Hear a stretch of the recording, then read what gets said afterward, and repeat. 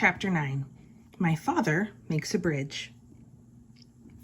My father walked back and forth along the bank, trying to think of some way to cross the river. He found a high flagpole with a rope going over to the other side. The rope went through a loop at the top of the pole, and then down the pole, and around a large crank.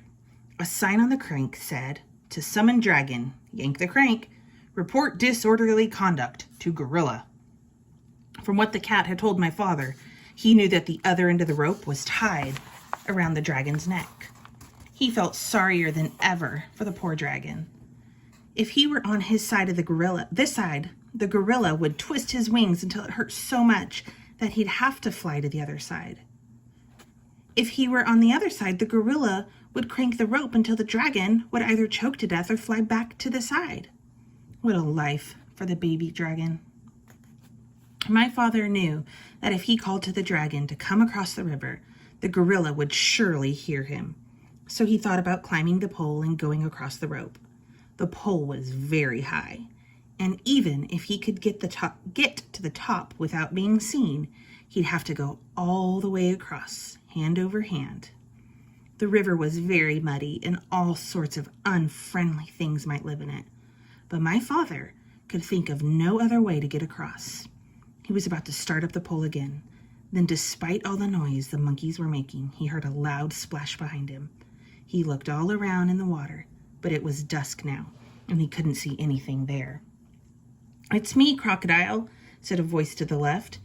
"The water is lovely, and I have such a craving for something sweet.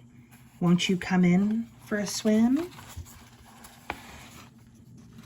A pale moon came out from behind the clouds, and my father could see where the voice was coming from.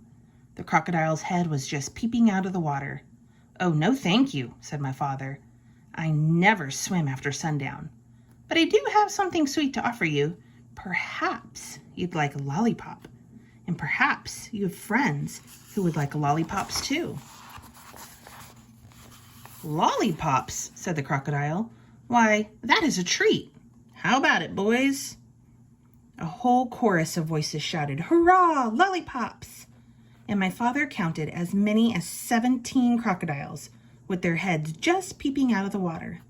"That's fine," said my father as he got out the 24 pink lollipops and rubber bands. "I'll stick one here in the bank. Lollipops last longer if you keep them out of the water, you know. Now, one of you can have this one." The crocodile who had first spoken swam up and tasted it. "Delicious, mighty delicious," he said. "Now, if you don't mind," said my father, "I'll just walk along your back and fasten another lollipop to the tip of your tail with a rubber band. You don't mind, do you?" "Oh, no, not in the least," said the crocodile. "Can you get your tail out of the water just a bit?" asked my father. "Yes, of course," said the crocodile, and he lifted up his tail.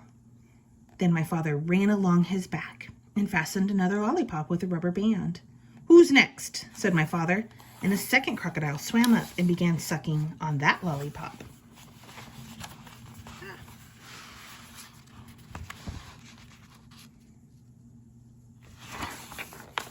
"Now, you gentlemen can save a lot of time if you just line up across the river," said my father, "and I'll be along to give you each a lollipop." So the crocodiles lined up right across the river, with their tails in the air, waiting for my father to fasten on the rest of the lollipops. The tail of the 17th crocodile just reached the outer bank.